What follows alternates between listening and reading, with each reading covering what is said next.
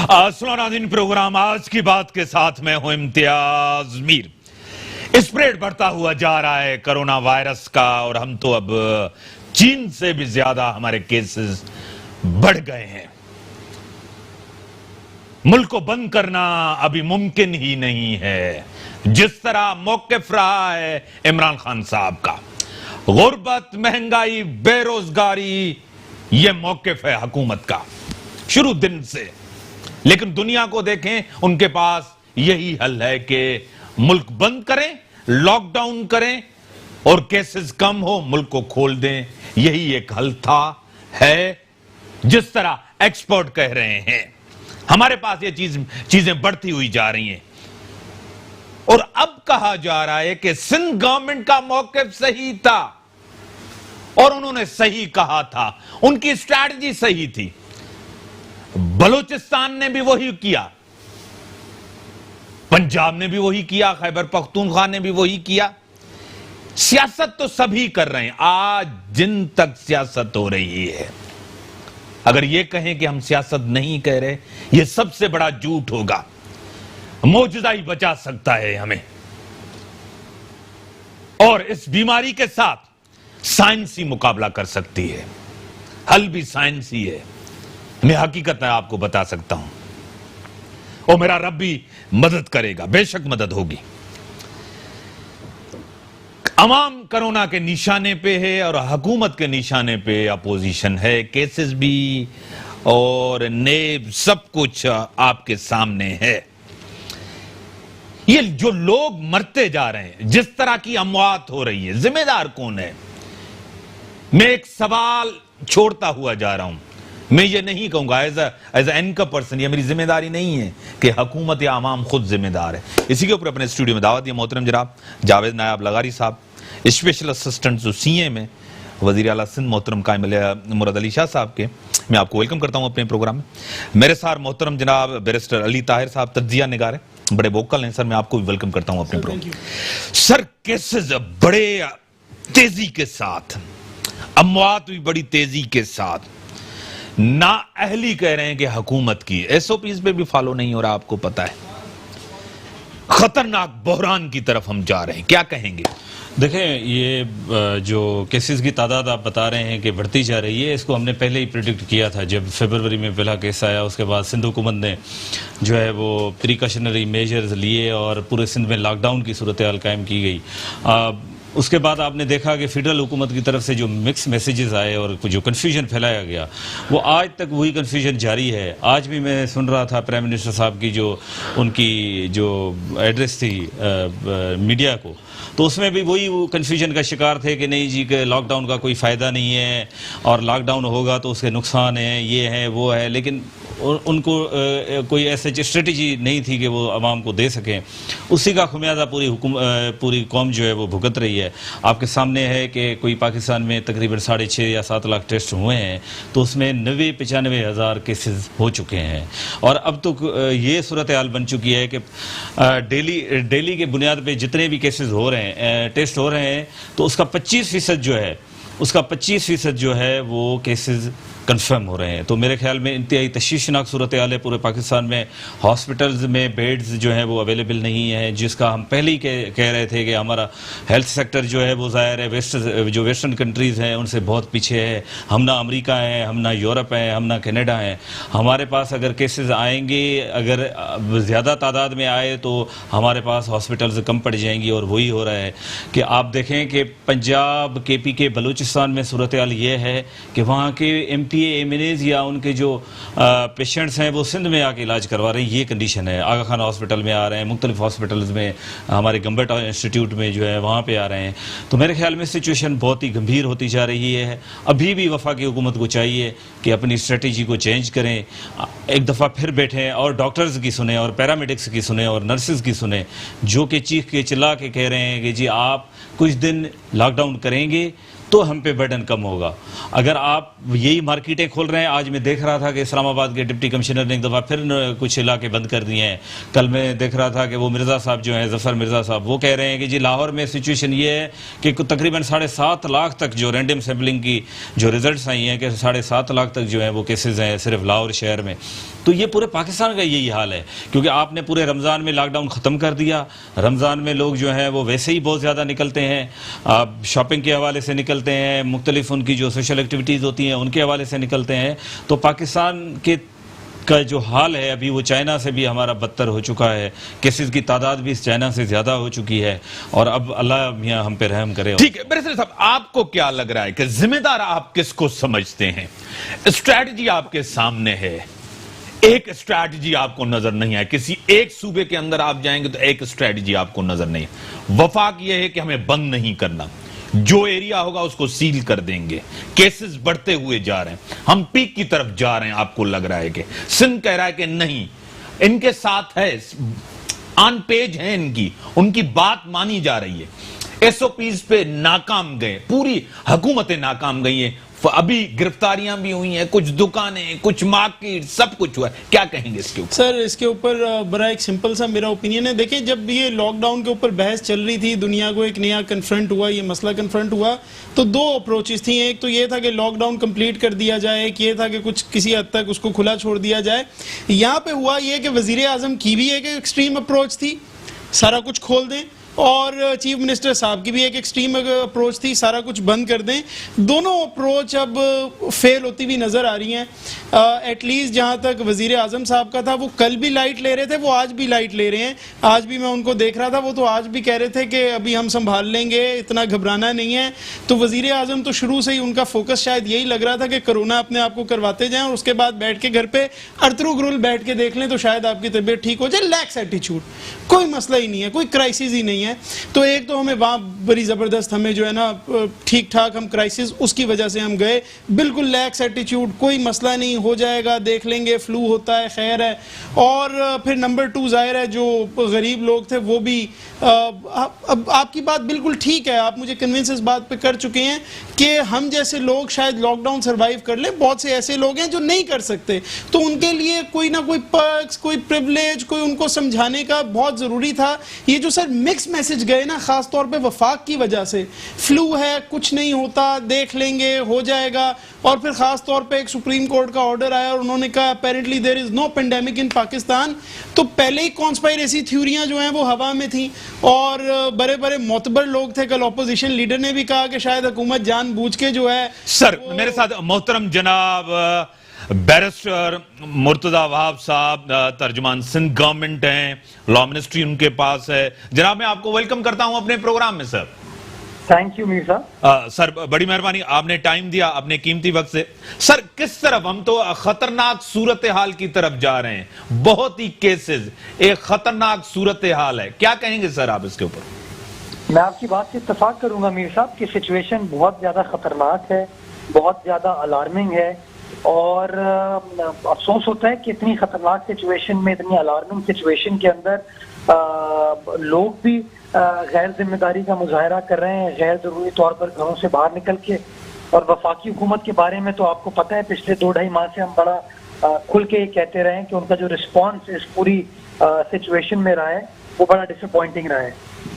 Sir एक तो आपको अभी भी गवर्नमेंट की नॉन सीरियस गवर्नमेंट, उनका एटीट्यूड आज भी वही है कि केसेस, जिस तरह शिबली फराज साहब ने आज भी यही कहा, उससे पहले भी यही कहते आ रहे हैं कि हमारे पास वो केसेस नहीं है जिस तरह हम तवक्को कर रहे थे। आज भी सीरियसनेस तो नजर नहीं आ रही। आपकी बात बिल्कुल दुरुस्त है कि सीरियसनेस नाम की कोई चीज नहीं है इस मौजूदा हुकूमत में।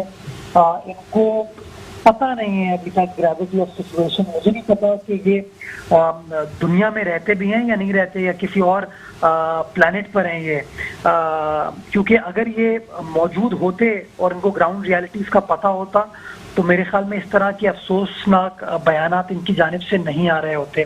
आपके सामने है कि हम चाइना को क्रॉस कर चुके हैं नंबर ऑफ केसेस के अंदर। आप देख रहे हैं कि रोज अमवात कितनी तेजी से बढ़ रही हैं। आज पिछले 24 घंटों में अपने सूबे के लिए मैं बात करूंगा, सूबा सिंध के अंदर कितनी ज्यादा अमवात हुई है, और उन अमवात का जो 80% ताल्लुक है वो कराची शहर से होता है। तो मैं समझता हूँ कि इतनी सीरियस सिचुएशन होने के बावजूद जो गैर संजीदा रिस्पॉन्स है वफाकी हुकूमत का, जो गैर संजीदा रिस्पॉन्स है पाकिस्तान तहरीक इंसाफ का, वो बड़ा अफसोसनाक भी और काबिल एतराज भी है। सर, असेंबली के अंदर इस हालात में, इस स्प्रेड के अंदर, रवैया असेंबली के अंदर, तकारीर असेंबली के अंदर, इस तरह का एटीट्यूड आपको लग रहा है कि पॉलिटिकल पॉइंट्स स्कोरिंग हो रही है? देखिए बिल्कुल मीर साहब, मैं समझता हूँ कि पॉलिटिकल पॉइंट स्कोरिंग हो रही है, और मैं वाजे करना चाहूंगा कि मेरे पार्टी के चेयरमैन बिलावल भुट्टो जरदारी साहब ने खान साहब की हुकूमत को ये कई बार ऑफर की कि जी जितने भी हमारे सियासी इख्तलाफात हो सकते हैं उनको बालाए ताक रख के पाकिस्तान की आवाम के बेहतर मफाद में आइए साथ बैठते हैं और कोरोना वायरस के लिए कोई एक ऐसी स्ट्रैटेजी बनाते हैं जिसमें आप प्रॉब्लम्स को रिजॉल्व कर सकें। बट अनफॉर्चुनेटली जो रिस्पॉन्स था खान साहब का, वफाकी हुकूमत का, वो इतना कोई मुस्बित नहीं था। इस हवाले से उनकी तरजीहात नजर आती हैं आपको कि वो हर चीज में कहते हैं कि जी सिंध गवर्नमेंट गलत है, अशराफिया ने लॉकडाउन लगा दिया। जब लॉकडाउन की आप जैसे सहाफी तारीफ करते हैं तो कहते हैं जी लॉकडाउन जो है वफाकी हुकूमत ने सही टाइम पे लगा दिया था। जब कोई तनकीद करता है तो कहते हैं जी अशराफिया ने लगा दिया, मैंने नहीं लगाया। तो मैं समझता हूँ उस कंफ्यूजन का नुकसान हुआ। मैं भी सिंध असेंबली के हवाले से भी बात करूं कि 2 दिन से ये सेशन चल रहा है, लेकिन कोई कंस्ट्रक्टिव बात, सिर्फ मैं एक अप्रिशिएट करना चाहूंगा, डॉक्टर इमरान शाह साहब थे, पीटीआई के एमपी हैं, प्रोफेशनल डॉक्टर हैं, उन्होंने मुस्बित बात की, उन्होंने सोल्यूशन ओरिएंटेड बात की, उन्होंने ऐसी बात की जिसके ऊपर मैं समझता हूँ सोच विचार होने की जरूरत है। बट उसके अलावा जितने लोगों ने बात की वो बड़ी अफसोसनाक थी। कोई सोल्यूशन नहीं थी, कोई कौम को राह नहीं दिखा रहे थे किस तरीके से हम मामलात को हल कर सकते हैं। मैं समझता हूँ मीर साहब, अभी मैं जिम्मेदारी के साथ आपको कहना चाहूंगा कि सूबा सिंध की आबादी पंजाब के मुकाबले में आधी है। हमने टेस्ट ज्यादा बेहतर तरीके से किए, हमने टेस्ट की अच्छी स्ट्रैटेजी बनाई, प्रॉपर ट्रेसिंग की, ट्रैकिंग की, पेशेंट्स की, तो हमारे नंबर ऑफ केसेस ज्यादा हैं, जिसके ऊपर हमें बड़ा तनकीद का निशाना बनाया जाता है कि तमाम रोकथाम के बावजूद जो है सिंध के अंदर केसेस सबसे ज्यादा हैं। लेकिन मैं आपको एक और चीज आइडेंटिफाई करना चाहूंगा कि गो कि पंजाब में केसेस हमसे कम है लेकिन उनके अमवात हमसे ज्यादा हुई हैं। उनके यहाँ नंबर ऑफ रिकवरी को अगर आप कंपेयर करेंगे, सूबा सिंध के अंदर 17,900 लोग अभी तक रिकवर अल्हम्दुलिल्लाह हो चुके हैं। पंजाब के अंदर अभी तक 7,500 लोग रिकवर हुए हैं। हमारे यहाँ अमवात जो है 600 से कम हुई है, पंजाब के अंदर 600 से ज्यादा हुई हैं।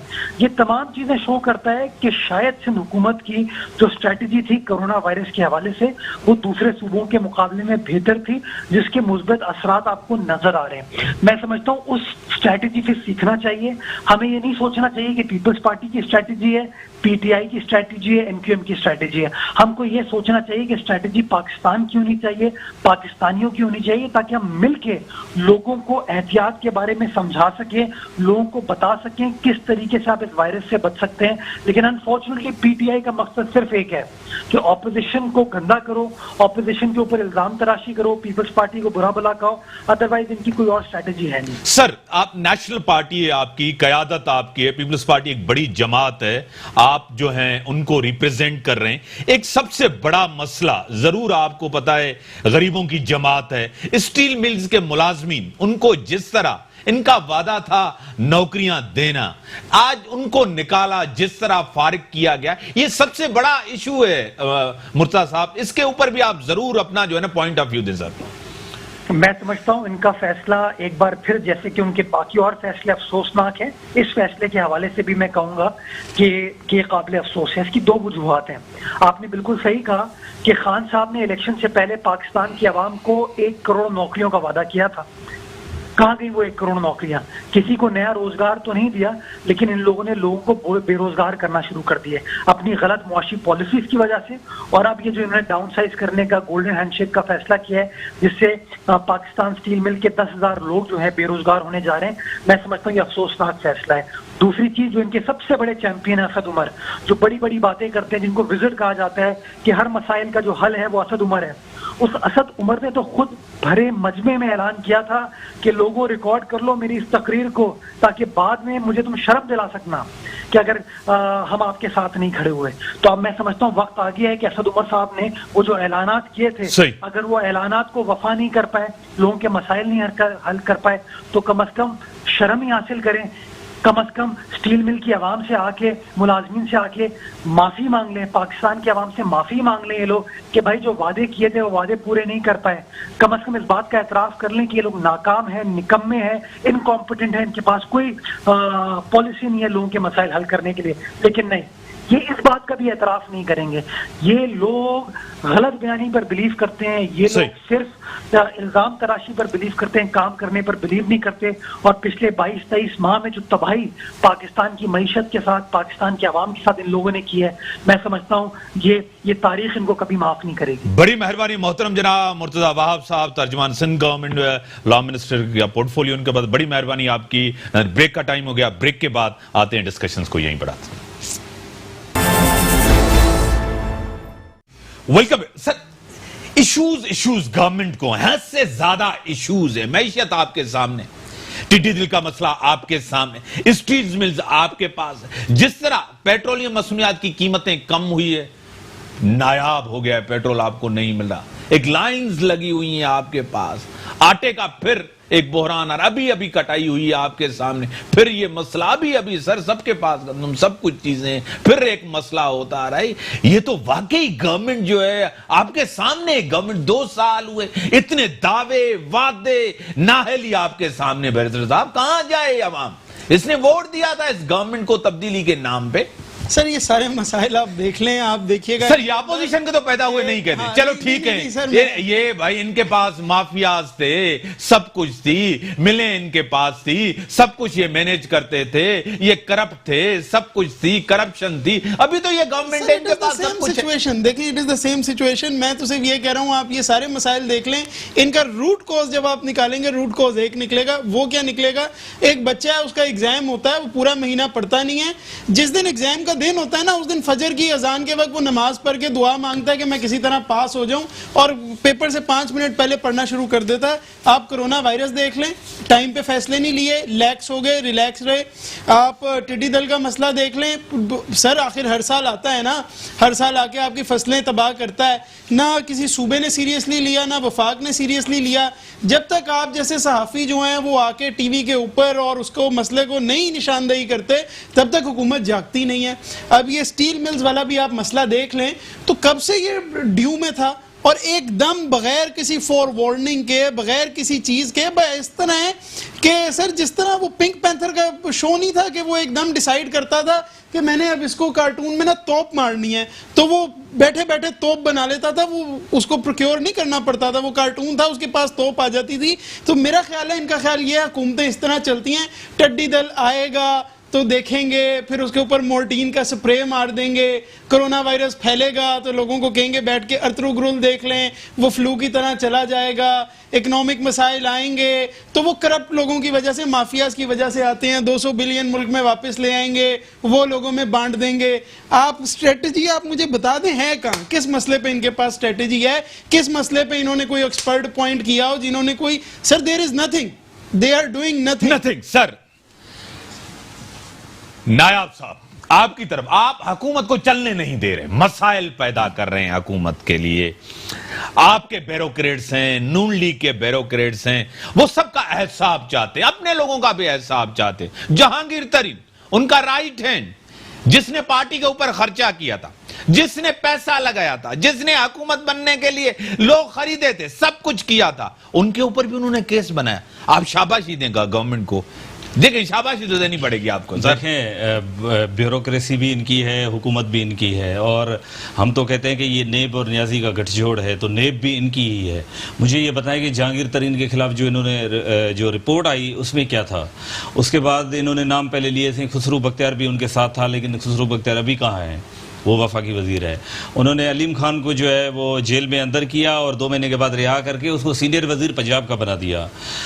जो उनका खटक साहब हैं KP के, उनके खिलाफ भी केसेस चल रहे हैं, लेकिन कोई इंक्वायरी नहीं। वो मालम जब्बा केस, वो मिलियन ट्री सोनामी और पता नहीं कौन कौन से केसेस हैं, उन पर कोई एक्शन नहीं है। सिर्फ इनको इंतकामी कार्रवाइयों को निशाना बनाना आता है, सिर्फ अपोजिशन पार्टीज को, पीपल्स पार्टी की लीडरशिप को और PMLN की लीडरशिप को। मेरे ख्याल में जैसे हमने तो इनको पहले दिन से तस्लीम नहीं किया। हमने कहा कि जी ये सिलेक्टेड हुकूमत है और इनको अवाम ने वोट नहीं दिया, ये एलिजिबल नहीं है, इनके पास मैंडेट नहीं है। वो चीज़ें सारी आपके सामने हैं। इनके पास ना कॉम्पिटेंसी है। आपने देखा कि इन्होंने पहले कहा कि असद उमर जो है हमारा ब्रेन है और वो पाकिस्तान पूरे के मसाइल हल कर देगा। बाद में पता चला कि उसको वजारत ख़जाना से हटा के और हफीज़ शेख को लाए। उसके बाद उसको फिर वजारत जो है वो दी गई। मेजॉरिटी जो है इनके पास स्पेशल असिस्टेंट और एडवाइजर्स की हैं जो कि नॉन इलेक्टेड हैं और सारे सरमाएदार हैं, बड़े बड़े सेठ हैं। आप देखें कि जो स्टील मिल को ये बेच रहे हैं, जो ये कराची एयरपोर्ट को बेच रहे हैं, जो लाहौर एयरपोर्ट को बेच रहे हैं, आउटसोर्स कर बेच देखें। अब मैं हूँ एक आम आदमी हूँ। हाँ। और मैं कह रहा हूं कि स्टील मिल को ये बेच रहे हैं, ये हजारों लोगों को नौकरियों से निकाल रहे हैं और ये कराची एयरपोर्ट को बेच रहे हैं। मुख्तलिफ और भी जो हमारे बड़े एसेट्स हैं जो स्टेट के, उनको ये बेच रहे हैं। तो ये आए ही हर चीज बेच रहे हैं। वो तो मियादा साहब को सलाम है जो उन्होंने लाइव जो ट्रांसमिशन थी उसमें कहा कि जी वो जब क्रिकेटर थे तब भी मांगते रहते थे और अब प्राइम मिनिस्टर हैं तब भी मांगते फिर रहे हैं। तो मेरे ख्याल में इनको स्ट्रेटेजी बनानी चाहिए। पाकिस्तान का जो बेड़ा गर्क इन्होंने पिछले 2 साल में किया है, पाकिस्तान की तारीख इतनी बदतरीन नहीं गुजरी जो इन्होंने 2 साल में किया है। आप मुझे बताएं, साहब कह रहे थे कि जी टड्डी दिल जो आई है और उस पर इन्होंने कुछ नहीं किया। ये फेडरल गवर्नमेंट का काम है। हाँ, प्लांट प्रोटेक्शन फेडरल गवर्नमेंट का सब्जेक्ट है। इनको चाहिए था, हम पिछले साल भी कह रहे थे, प्रेसिडेंट आसिफ अली जरदारी साहब की कौमी असेंबली की स्पीच निकालें, उसमें उन्होंने कहा कि जी आप फेडरल हुकूमत आप जहाज मंगवाएं या आप लें, कोई इतने महंगे भी नहीं है, लेकिन कोई इन्होंने काम नहीं किया। लास्ट ईयर भी आपका क्रॉप जो है वो इस लोकस्ट के अटैक की वजह से खराब हुआ। इस साल भी हो रहा है, लेकिन अभी तक ठीक है। कोई इनपे जू नहीं। आपको क्या लग रहा है वाकई के पहले से अभी हालात बहुत खराब हैं? पहले वाली हुकूमत को, उस दौर को आज लोग याद कर रहे हैं कि वाकई वो लोग अच्छे थे, काम तो चल रहा था, मुल्क तो चल रहा था, वाकई लोग याद कर रहे हैं? क्योंकि आप तज्जिया करें इसके ऊपर। सर मैं सिर्फ एक वो टड्डी दल के ऊपर बात हुई कि वफाकी हुकूमत का प्लांट प्रोटेक्शन, हाँ, क्योंकि फेडरल गवर्नमेंट में मैं कहता हूं एरियल स्प्रे होता है। एक एग्रीकल्चर जो रिसर्च है उसका डिपार्टमेंट आपने सूबों को भी दिया हुआ है, उनका एक सेक्रेटरी भी है, उनका एक वजीर भी है। मैं सिर्फ ये कहता हूं प्लांट प्रोटेक्शन जो था, सर मैं किसी और तरफ प्लांट प्रोटेक्शन एरियल स्प्रे है वो एविएशन, मैं बता दूं, एविएशन के पास है एरियल स्प्रे, एविएशन वो एरियल स्प्रे से ही मरता है। सही कह रहे हैं, बिल्कुल। मैं सर ये कह रहा हूं कि वो एग्रीकल्चर रिसर्च जो डिपार्टमेंट है, पिछले साल भी टड्डी दल ने हमला किया, उससे पिछले साल भी किया। अगर मुझे ऑन डॉक्यूमेंट कोई रिकॉर्ड दिखा दें कि सर टड्डी दल से हमें ये मसला है, इस तरह से हम डील कर सकते हैं, वफाकी हुकूमत को उसके सिफारिशात, जब उसने हमला कर दिया उसके बाद वफाकी हुकूमत को खत लिखा गया तो जरदारी साहब पहले कर दिया था। सर जरदारी साहब ने नेशनल असेंबली पहले खत लिख दिया, पहले लेटर लिखे हैं, अभी भी हमने 3 महीने पहले लेटर लिखे हैं, मैं आपको प्रोवाइड कर सकता हूं। और हमारे जो मिनिस्टर हैं इस्माइल राव साहब, मेरे प्रोग्राम में यही उन्होंने बात की थी। मैं तो सर ये समझता हूं कि मुझे बड़ा वेबसाइट सर मुझे एक चीज सिंपल, मगर सिंप्लीफाई करें इसको, ओवर सिंप्लीफाई करें। मुझे आप क्या बता रहे हैं कि सियासत हो रही है इश्यूज के ऊपर? ये सबसे बड़ी वबा जो कोरोना की है, इसके ऊपर भी सियासत हो रही है, सीरियसनेस नजर नहीं आ रही। वफाकी हुकूमत का काम है लीड करे, फेडरल गवर्नमेंट उनकी है, पीटीआई की गवर्नमेंट है, वहां से सीरियसनेस नजर नहीं है। बिल्कुल सीरियसनेस नहीं है, लैक्स रिस्पांस है, वो तो हमें नजर आ रहा है। अब सिर्फ अगर स्टील मिल्स वाला देख लें, सर किसी के पेट पे लात मारना बहुत बुरी बात है, मैं खुद समझता हूँ, जाहिर है घर चलाना बड़ा मुश्किल काम होता है, किसी की नौकरी जाए, लेकिन सर कुछ चीजों को इन पर्सपेक्टिव भी देखना पड़ेगा। इनकी प्लानिंग नहीं इस टाइम मुझे आप थोड़ा सा इस टाइम सॉल्यूशन क्या है? इस टाइम लॉकडाउन हो सकता है सर? उस टाइमिंग में, आज की टाइम में, जिस तरह पीपल्स पार्टी उस टाइम कह रही थी कि लॉकडाउन करें, उस टाइम आज हो सकता है ये चीज? सर मैं अगर बड़ा वफाक नहीं चाह रहा, वो उसकी आवाज आपको बताया मुखालफत कर रहा है। Sir where is the capacity building? आप एक और लॉकडाउन तो कर देंगे, फिर लॉकडाउन के बाद कैपेसिटी बिल्डिंग भी तो साथ करनी है।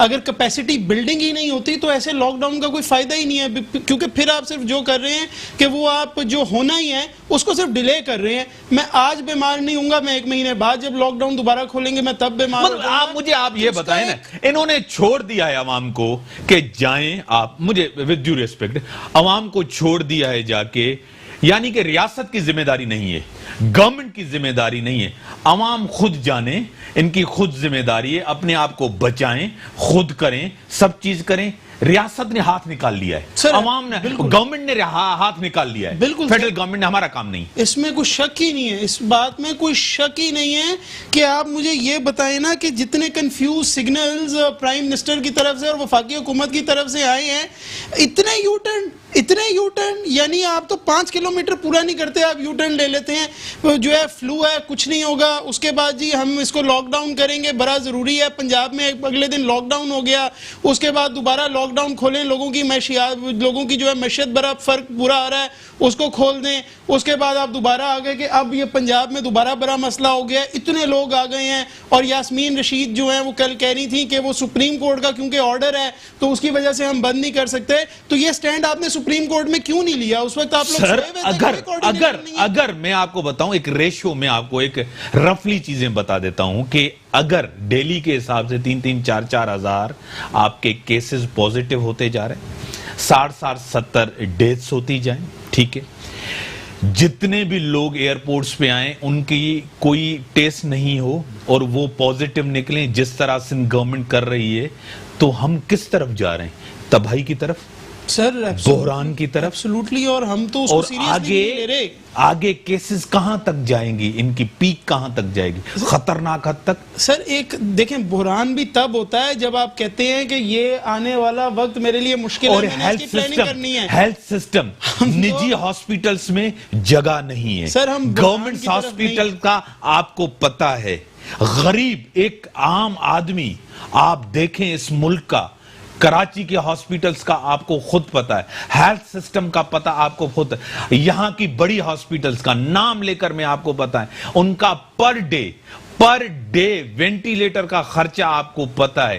गरीब आदमी जो 500 रुपए दिहाड़ी, 15-20 हजार रुपए मंथली खर्चा, एक कमरे में 5-5 लाख, वो बंदा अफोर्ड कर सकता है। जिन्हें सिविल हॉस्पिटल का आपको खुद पता है, अफोर्ड कर सकता है। सर आम आदमी की तो यहाँ पे बात करनी ही नहीं चाहिए। आम आदमी की हम बात करेंगे तो ऐसे लगेगा जैसे फिक्शनल दुनिया में बैठे हुए हैं।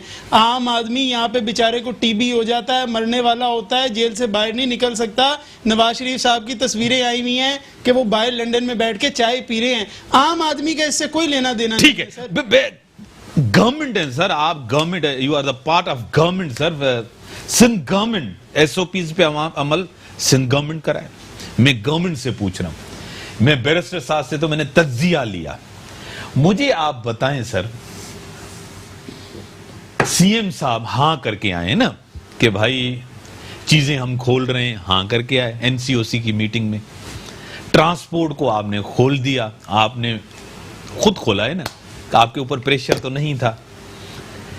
चलो ट्रेन तो उन्होंने खोल दी, वफाकी गवर्नमेंट ने।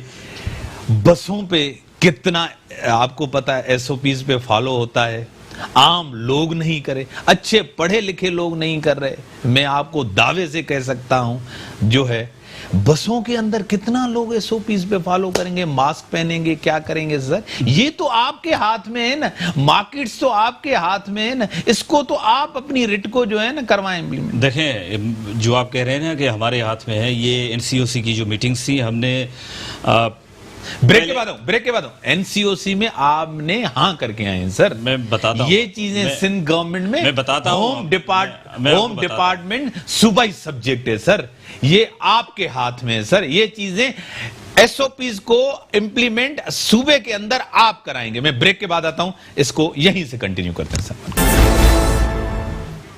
वेलकम। हाँ सर, ये चीजें तो आपके हाथ में है ना। देखें, आप सब चीजें फेडरल गवर्नमेंट के ऊपर डाल देते, आप ब्लेम शिफ्ट करते हैं कि भाई ये जिम्मेदार, ये जिम्मेदार, ये जिम्मेदार। सिंध के लेवल पे लोग बेसब्रे हैं, मुझे आप ये बताएं, आप इंप्लीमेंट नहीं करवा सकते हैं, मसला हो रहा है, लोग नहीं मान रहे, हुकूमत कमजोर है, प्रॉब्लम्स आ रहे हैं आप लोगों को, क्या मसला है? देखें, जब ये हमने लॉकडाउन स्टार्ट किया पूरे सिंध में, तो हमें पहले तो फेडरल गवर्नमेंट ने उस बात को रिजेक्ट किया और वो आखिरी तक उस बात पे सही नहीं, इसमें कोई इनकार नहीं। उसके बाद हम जब लॉकडाउन कर रहे थे, हमने ताजरों से बात की, हमने उलमाए कराम से बात की, हमने पॉलिटिकल पार्टी से बात की, लेकिन वहां पे बैठ के वफाकी वज़रा जो यहाँ कराची के थे, वो साहिबान बैठ के ताजरों को कहते कि आप मार्केट्स खोल दें। उसके बाद लामहला 2 महीने के बाद हमें मार्केटें खोलनी पड़ी। पहले दिन ही हमने सदर में जाके, प्रेशर था, नहीं जाहिर प्रेशर ही था ना, दबाव तो था। कह रहे हैं बिल्कुल दबाव था फेडरल गवर्नमेंट का कि आप खोलें। फेडरल गवर्नमेंट का या ताजरान को फेडरल गवर्नमेंट प्रोवोक कर रही थी ना, फेडरल गवर्नमेंट प्रोवोक कर रही थी। हमने पहले दिन सदर में 11 मार्केटें जो है वो सील की, आपको याद होगा। उसके बाद हमने दूसरे दिन भी मार्केटें सील की, लेकिन हमारी कम्युनिटी का, हमारी सोसाइटी का, हमारे लोगों का मिजाज डिसिप्लिन नहीं है। हम सारे उसका हिस्सा हैं, हम सारे डिसिप्लिन नहीं है। हम मास्क भी नहीं पहनते, हम ग्लव्स भी नहीं लगाते, हम बार बार हाथ भी नहीं धोते, हम जो है वो जितना हमें गैप रखना चाहिए वो भी हम नहीं रखते। तो ये पूरी सोसाइटी का ये हाल है, सिर्फ हमारा नहीं, सिर्फ ये नहीं कि सिर्फ हम। सर ये जान छुड़ाना नहीं है, जान छुड़ाना नहीं, मैं आपको रियलिटी बता रहा हूं। और आप समझिए, कराची में 10,000 गाड़ियां चलती हैं डेली ट्रांसपोर्ट की, मिसाल के तौर पे, तो 10,000 गाड़ियों में स्टेट की रिट नहीं है कि वो हर गाड़ी में बैठ के चेक करे और बंद करे और खोले। हम इसलिए कह रहे थे चीजें करें ना, नहीं हो सकती, ये पॉसिबल ही नहीं है। करवाएं ना, नहीं कोई चीज बनाए ना, आप मुझे बताएं, कानून लाए ना, कानून बनाना आपका काम है ना। कानून मौजूद है, लेकिन ना सर, दिल्ली पंजाब आपने कानून शेल्फ में रख दिया है। हो ही नहीं सकती, कैसे नहीं हो सकता? पूरी दुनिया चल रही है सर, पूरी दुनिया में जब लॉकडाउन था, मुझे सर एक मुझे ये बताएं, नेशनल हाईवे पे सर, मुझे ठीक है, मैंने आप मोटरवे पे बंद करें, सर एक बस को खड़ा करें, उसके बाद रिजल्ट जो बाकी सूबों में मुझे सर आप मुझे कह रहे हैं सिंध के अंदर ये जो चीजें चल रही हैं कानून के बगैर चल रही है। नहीं, मैं कह रहा हूं कि अवाम इसको फॉलो नहीं कर रहे। सर आपको इंप्लीमेंट करने के लिए अगर वायलेंस क्रिएट होगा, सर मुझे आप जावेद साहब कह रहे हैं कि लोग कानून के बगैर चल रहे हैं। मैं ये नहीं करा कि लोग चलो ठीक है, कानून है लेकिन लोग फॉलो नहीं कर रहे, लोग कानून पे नहीं चल रहे, नहीं अमल कर रहे। कौन अमल करवाता है? स्टेट करवाती है। तो स्टेट क्यों नहीं करवाती? कैसे करवाएगी जब आपकी फेडरल गवर्नमेंट वजीर आजम बैठ के कहेगा लॉ एंड ऑर्डर आपका है सर, वजीर आजम बैठ के कहेगा कि आप लॉकडाउन ना करें। गवर्नर कह रहा है कि ये जस्ट फ्लू है, वो कह रहा है कि ये सर उस बात को छोड़ देना सर, आजम बैठ के कह रहा है गवर्नर का काम नहीं है। गवर्नर का काम है कि वो जो वफाक का नुमाइंदा है उसका काम इंप्लीमेंट नहीं करवाना। देखिए, आप एक बात समझे सर, वो वफाक का नुमाइंदा है, एग्जेक्टिव नहीं है, वफाकी हुकूमत एग्जेक्टिव नहीं है, आप समझे, एग्जेक्टिव सीएम है, पावरफुल सीएम है। इम्तियाज भाई, मुझे ये बताएं कि पाकिस्तान में 2 हुकूमतें रूल करती हैं, एक फेडरल गवर्नमेंट, एक प्रोविंशियल गवर्नमेंट। ठीक है, फेडरल गवर्नमेंट कह रही है कि जी कोई कोरोना नहीं है, कोई लोग नहीं मर रहे, कोई बीमारी नहीं है, आप हर चीज खोल दें, ये कह रही है। हम कह रहे हैं कि जी एक कोरोना है जिसमें लोग मर रहे हैं, जिससे बीमार हो रहे हैं, आपके पास हेल्थ केयर में इतनी गुंजाइश ही नहीं है। 2 मुख्तलिफ कॉन्सेप्ट्स हैं, फेडरल गवर्नमेंट एक कह रही है, सूबाई गवर्नमेंट एक कह रही है, लोग कंफ्यूज्ड हैं। लोग कह रहे हैं कि जी पता नहीं है भी कि नहीं है। ठीक है सर, मैं आपके साथ, जावेद भाई जो कह रहे हैं, आपको क्या लग रहा है कि सिंध गवर्नमेंट जो है कमजोर लग रही है आपको, रियासत कमजोर लग रही है, गवर्नमेंट कमजोर लग रही है, कानून कमजोर लग रहा है, लोग अमल नहीं करे, आप क्या कहेंगे? सर मैं एज अ बैरिस्टर, एज आप देखें, बिल्कुल देखें, आप किसी पार्टी के नहीं है, बिल्कुल सर, बिल्कुल, आप एक न्यूट्रल आदमी हैं, अपना एनालिसिस दें, अपना तज्जिया दें, अपना पॉइंट ऑफ व्यू दें। देखें, कानून का खौफ होता है ना लोगों को, तभी लोग उसके ऊपर अमल करते हैं। पूरी दुनिया के अंदर क्या होते हैं, लोगों को खौफ होता है ना कानून का। आप क्या कहें? सर मेरा बड़ा सिंपल सा है, जब एसओपी हुकूमत ने बनाए हैं तो उसको इन्फोर्स भी हुकूमत ने कराना है। अब जैसे मेरे भाई कह रहे थे, बिल्कुल ठीक बात है, एक फेडरल हुकूमत है, एक प्रोविंशियल हुकूमत है, डिफरेंट है, लेकिन सब्जेक्ट्स डिवाइडेड है। Law and order is completely a provincial subject. SOPs पे अमल कराना सूबे की जिम्मेदारी है। अगर कोई पब्लिक ट्रांसपोर्ट जो है, आप कहते हैं कि हम उसके एसओपीज पे अमल नहीं करा सकते क्योंकि हमारी कैपेसिटी नहीं है, तो सर ये बड़ी खतरनाक बात है। इसका मतलब है कि गवर्नमेंट की रिट जो है वो चैलेंज हो सकती है। तो what ever it is, capacity भी प्रोविंशियल गवर्नमेंट नहीं बनानी है। अगर आप समझते हैं पुलिस वाले काफी नहीं है, तो सर तीसरा स्टेंट आपका गवर्नमेंट में है, आप पुलिस वालों को भर्ती करें। अगर आप समझते हैं ट्रेनिंग नहीं है, तो तीसरा स्टेंट आपका गवर्नमेंट में है, आप ट्रेनिंग करें। अगर आप समझते हैं कि कोई इंस्पेक्टर्स और लगाने चाहिए पब्लिक ट्रांसपोर्ट के, तो उन इंस्पेक्टर्स को लगाएं, आपका तीसरा स्टेंट है। अगर आप चाहते हैं कि कोरोना की वजह से हो गया है, तो कोरोना को भी आए हुए टाइम हो गया, आपने इतना बड़ा लॉकडाउन किया। हो रही हो, अगर गवर्नर सर वो भी आपने रुकवानी है। गवर्नर हाउस के अंदर अलग बात है। वो साहब निकले हैं मटियाली में जाके, उन्होंने इफ्तार पार्टी अटेंड की है, उन्होंने जाके रैलियां अटेंड की है। मुझे बताएं, जब पुलिस कोई गलत काम करेगी, हम प्रोविंशियल गवर्नमेंट से पूछेंगे, वो गवर्नर के अंदर नहीं है। ये इंस्टीट्यूशनल क्राइसिस क्रिएट किया गया है वफाकी हुकूमत की तरफ से, और वफाकी हुकूमत होश के नाखून ले। उनको समझना चाहिए कि वो लोगों लाखों जिंदगियों के साथ खेल रहे हैं। मुझे बताएं, पाकिस्तान में जो अभी 95-90 हजार केसेस हो चुके हैं, इसमें कई लोग वो हैं जो कि वेंटिलेटर पे भी हैं। सर इस जो मटियारी में इफ्तारी हुई, क्या वो ब्रीच हुआ एसओपीज का? बिल्कुल हुआ, कानून के खिलाफ था। क्यों पुलिस ने एक्शन नहीं लिया? कैसे ले? आपका गवर्नर है, गवर्नर को छोड़ दें, गवर्नर के अलावा भी तो इफ्तारी में लोग आए होंगे। नहीं, उनको क्या करें जब आपका गवर्नर, अगर कानून तो अरेस्ट करें सर। यार आप वही तो मैं कह रहा हूं, रेरी वाले को तो अरेस्ट कर लेते हैं। अभी एक और चीज पे आते हैं। अभी गवर्नर को ना करें, रेडी वाले को करें। सर मैं कह रहा हूं उसको भी तो करते हैं। गवर्नर को करें सर, गवर्नर को आप कर नहीं सकते। गवर्नर यही तो मैं कह रहा हूं कि आपका गवर्नर कह रहा है कि भाई ये जुकाम है सर, और मैं तो निकल रहा हूं भाई। सर अकेले तो इफ्तारी नहीं की।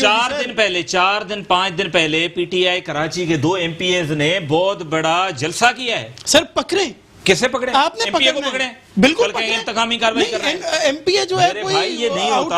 आप सर आप एमपीए को पकड़ें, ये आपकी जिम्मेदारी है। अब एक चीज, 90,000 से ज्यादा केसेस हो गए, ठीक है सर, जो कि कंफर्म है, ठीक है। 90,000 से ज्यादा केसेस जो टेस्टिंग हुई है। अगर लाहौर की तरह सैंपलिंग हो और टेस्टिंग हो, तो यानी कि कराची में और बड़े शहरों में इससे ज्यादा केसेस होंगे। अगर टेस्टिंग हो तो, टेस्टिंग हमारे पास इतनी नहीं हुई है जो सबसे ज्यादा सिंध में हुई है। हाँ, सबसे ज्यादा सिंध में हुई। टेस्टिंग नहीं हो रही, उतनी एग्रेसिव टेस्टिंग नहीं हुई हमारे पास, जो हुई है सबसे ज्यादा। हाँ, तो मुझे आप ये बताएं सर, पीपल्स पार्टी अभी भी चाहती है कि सख्त लॉकडाउन हो?